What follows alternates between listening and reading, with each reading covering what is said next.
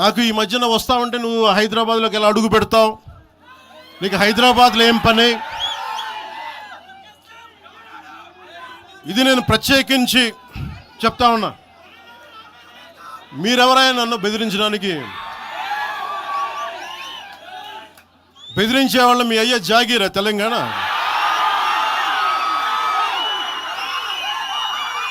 నా మీద దాడులు చేస్తా ఉన్నారు కదా. నాకు తెలంగాణలో బెదిరింపుల కంటే కూడా ఆంధ్రాలో బెదిరింపులు ఎక్కువ. నాకు తెలంగాణలో ఇంకా రానివ్వు అంటారు నన్ను, ఆంధ్రాలో అయితే తల తీసేయని అంటారు కోనసీమలో కొంతమంది. నేను ఓడిపోయినప్పుడు 2019లో ఓడిపోయినప్పుడు మన తెలంగాణ నాయకులు ఒకరే చెప్పారు, అన్నా మా తెలంగాణలో ఉంటే నీకు పరిస్థితి రానిచ్చేవాళ్ళం కాదని చెప్పి.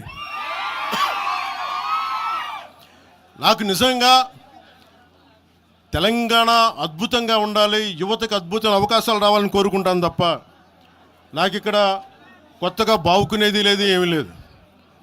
బెదిరించే వాళ్ళందరికీ ఒకటే చెప్తున్నాయి. నా ఇంటి ముందు ఎందుకు పెట్టానంటే ఎవరన్నా దాడి చేయాలంటే సంతోషంగా ఇదే నా ఇంటి అడ్రస్, అది మీకు తెలియదు. నాకు అలాంటి భయాలు లేవు. నాకు బాంచన్ సారు కాల్మొక్తా అనే ఉద్దేశం ఉంటే పార్టీ ఎందుకు పెడతామా? అంత భయపడేవాళ్ళంతా పార్టీ పెడతామా? మీ ఇష్టానికి మాట్లాడితే మేము భయపడాలా? ఏ రోజున ఒక్క మాట మీకు కేసీఆర్ గారి గురించి కానీ ఇన్ని సంవత్సరాల్లో 12 సంవత్సరాల్లో ఒక్క తెలంగాణ నాయకుడిని ప్రభుత్వం ఏర్పాటు చేసినప్పటి నుంచి ఈ రోజు దాకా ఒక మాటంలా. ఇంకా మా వాళ్ళు తిడతా ఉండేవాళ్ళు, నువ్వు మెత్తబడిపోయి ఏం మాట్లాడలేదని.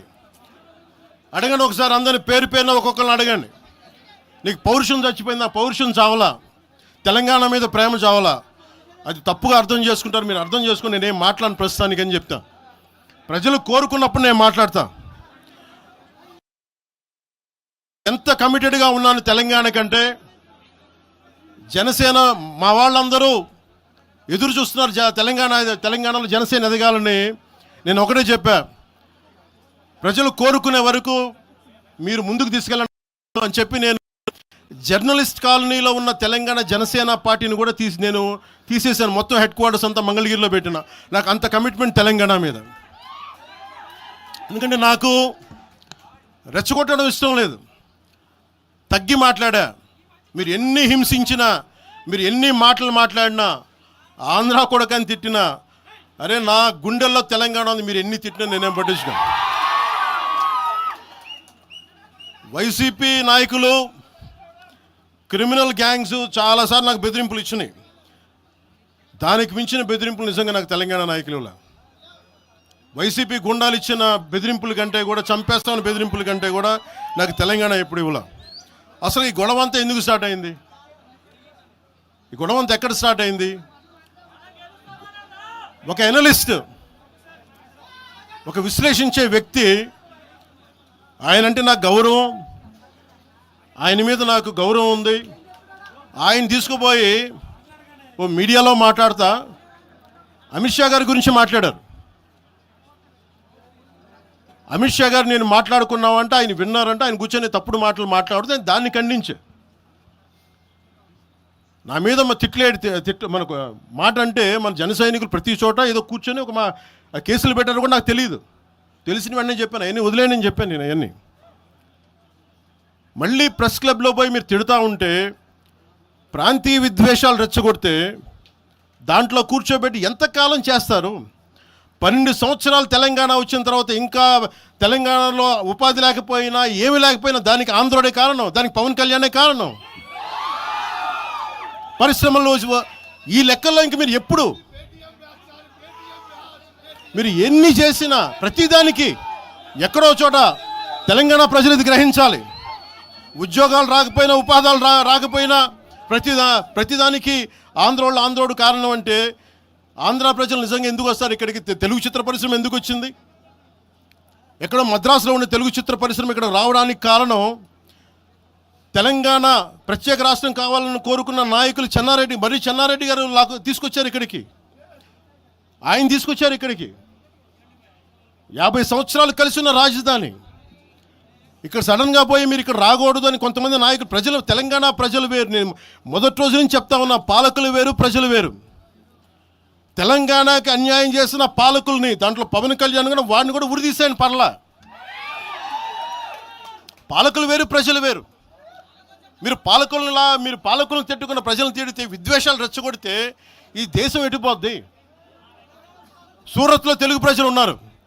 రేపొచ్చిన గుజరాతీ మనుషులందరూ గుజరాతీస్ అందరూ కూర్చొని తెలుగు వాళ్ళు ఇక్కడ ఉండకూడదంటే కుదురుద్ది అక్కడ? నాందేడ్లో ఉన్న తెలుగు వాళ్ళు, షోలాపూర్లో ఉన్న మన తెలంగాణ తెలుగు వాళ్ళు అందరూ కూర్చోబెట్టి మా మహారాష్ట్రీయులు తిరగబెడితే ఏమవుద్ది? దేశం నిలబడద్దా? దేశం ఒకటిగా ఉంటుందా?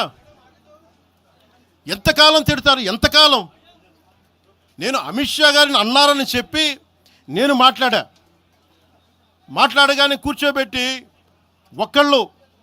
దానికి చిలవలు పలవలు చేసి, నాకు తెలంగాణ అంటే పడదు, నాకు వీళ్ళంటే పడదు, వాళ్ళంటే పడదు, ఇన్ని సంవత్సరాలు 12 years కూర్చోబెట్టడం. మేము ఒక చెరువుని కబ్జా చేసామంట. నాకేం పనిలేదా? నిజంగా మీరు అన్నట్టుగా కబ్జా చేస్తే ఇల్లు తగలబెట్టారా? నాది వచ్చి మీరు ఉంచుతారా నన్ను? ఒక్కొక్కళ్ళు కూర్చోబెట్టి 111 జీవోలు ఏమేం చేశారు అటు చూసిపోండి, అటు చూడండి. నిజంగా ఈ రోజున తెలంగాణ రాష్ట్ర ముఖ్యమంత్రి గారికి చెప్తున్నా, రేవంత్ రెడ్డి గారికి చెప్తున్నా, ఆయనంటే నాకు ఇష్టం, ఆయనంటే గౌరవం నాకు. కానీ వారికే నేను చెప్తా ఉన్నా, తెలంగాణ ప్రభుత్వానికే చెప్తున్నా, పవన్ కళ్యాణ్ గనుక ఆ చెరువుని ఒక చెరువును ఆక్యుపై చేసుకున్నాడంటే సంతోషంగా చెప్తున్నా, ఈ రోజున తెలంగాణ ప్రభుత్వానికి రాసి ఇచ్చేస్తున్నారు. అలాగే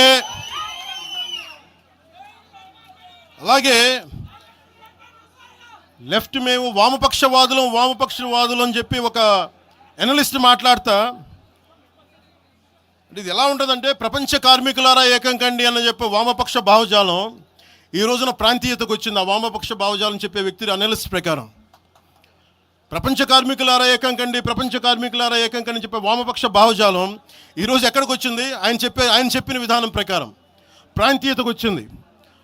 కమ్యూనిజం ఎందుకు చచ్చిపోయిందంటే ఇలాంటి వాటి వల్ల చచ్చిపోద్ది. ఈరోజు గద్దర్ గురించి మాట్లాడతారు. బండెనక బండి కట్టి 16 బండ్లు కట్టి ఏ బండిలో పోతాం నైజాం సర్కార్ ఓడా అంటే అది ఈరోజు మాకు వచ్చిన ప్రేమ కాదు. మాకు అది నా చిన్నప్పుడు చెప్పాను ఆ మాట, తర్వాత ఫస్ట్ మీటింగ్లో చెప్పా. గద్దర్ గారు బతికున్నప్పుడు మీరందరూ ఏమయ్యారా? గద్దరన్న బతికున్నప్పుడు మీరందరూ ఎక్కడున్నారు? గద్దరన్న వెన్నులో బుల్లెట్లు దిగితే గద్దరన్న నా దగ్గరికి వచ్చాడు. ఒకటి అడిగాడు ఆఫీస్కి వచ్చి, మన జర్నలిస్ట్ కాలనీలో ఉండే జనసేన ఆఫీస్కి వచ్చి, అరే తమ్మి నాకు బుల్లెట్లు దిగినాయిరా, నాకు వెనకాల నన్ను స్వేచ్ఛగా రే అని పిలుచుకునేంత చనువు మా ఇద్దరి మధ్య, నాకు బుల్లెట్లు దిగినాయిరా ఈ వెన్నులో, నడవాలంటే ఇబ్బందిగా ఉందిరా, నాకు కారులో పోవాలంటే ఆటోలో తిరగలేకపోతున్నా, ఒక అండంగా అడుగుతున్నా, హక్కుగా అడుగుతున్నా, బండి కొనివరా అంటే ఆయన ఒక 24 గంటలు 3 రోజుల్లోనో 2 రోజుల్లోనో బండి కొనిచ్చాను నేను ఆయనకి. ఇప్పుడు ఎందుకు చెప్తున్నానంటే ఆ రోజు నేను చెప్పుండొచ్చు, నేను చెప్పట్లా. మీకేం తెలుసు గద్దర్ గారి గురించి? మీకేం తెలుసు? మీరేం మాట్లాడతారు గద్దర్ గారి గురించి? బతికున్నప్పుడు ఆయనకి ఏం చేశారు? మీరందరూ బతికున్నప్పుడు మీరేం చేశారు ఆయనకి? మీరు పర్మిషన్ ఇవి కూడా ఇవ్వాలా? మీరు ఒక్కళ్ళు మాట్లాడలా? ఏదైనా అవసరం వస్తే నా కాడకు వచ్చి ఆయన గద్దరన్న ఏంటి ఏమనుకుంటున్నారు మీరు? నేను పాలిటిక్స్లోకి వచ్చాక తెలుసు అనుకుంటున్నారా గద్దరన్న? మీరందరూ చూసిన ఖుషీ సినిమా చూసిన తర్వాత చిరంజీవి గారు ఫోన్ చేశారు నాకు, అరే గద్దర్ గారు ఫోన్ చేస్తున్నారా నీకోసం, ఒకసారి నేను కలవాలంటాను. ఆయన ఒకటే మాట అన్నారు చూసి, అరే మా పోరలు చూపించిన బాబు నీ సినిమా పాట, దాంట్లో నువ్వు భారతదేశాన్ని తాకట్లో పెట్టే విజువల్ పెట్టావంట, నువ్వు మాకు అర్థమవుతుందో మా భావాలు అర్థం చేసుకునేవాడు అని చెప్పి. తరిమేల నాగిరెడ్డి గారి తాకట్లో భారతదేశాన్ని ఆ భావన నువ్వు పెట్టావంటే మాకు అర్థమవుతోందని నేను చెప్పాను. నాకు లెఫ్ట్ వింగో రైట్ వింగో తెలియదన్నా, నాది హ్యూమనిజం అవుతున్నా, మీకు తోసిన సంతోషం అన్నా అని చెప్పి. ఆ రోజు నుంచి ఆయన చనిపోయేదాకా, ఆయన అంతిమ గడియల వరకు ఆయన హాస్పిటల్లో ఉంటే వెళ్ళి కూర్చొని, అన్నా మీకు ఏం కావాలో చెప్పండి అంటే, ఏం వద్దురా తమ్మి, తెలంగాణ యువతకి కానీ ఆంధ్ర యువతకి కానీ భారతదేశంలో యువతకి భవిష్యత్తు వాళ్ళదని చెప్పు. ఆయన నాకు రాసిస్తే, ఆయన నాకు ఒక లెటర్ రాసిస్తే నేను అది కూడా బయట పెట్టలా. ఆయనే ఒక ఆడియో ఫైల్ చేసి నేను దాన్ని కూడా కూర్చొని చెప్పలా, ఆడియో ఫైల్ చేసి ఆయన ఒక చిన్న ఛానల్కి రిలీజ్ చేసి అది బయటకు వచ్చింది. మీరు కూర్చోబెట్టి తెలంగాణ గురించి అని మాట్లాడతారు.